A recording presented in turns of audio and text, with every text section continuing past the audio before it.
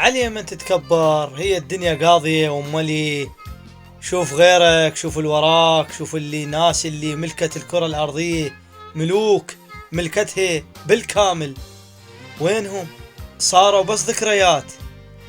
الإنسان بالتواضع، قال الإمام علي عليه السلام: بالتواضع تتم النعم، وما يتكبر إلا حقير، وما يتواضع إلا كبير.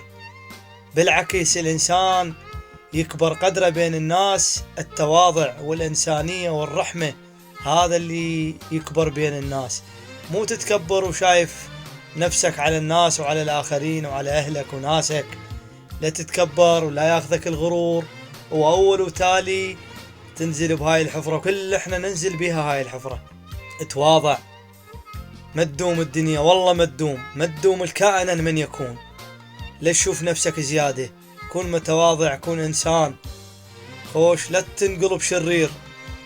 ترى التكبر الله سبحانه وتعالى وخير دليل يذب بنار جهنم، وبئس المصير.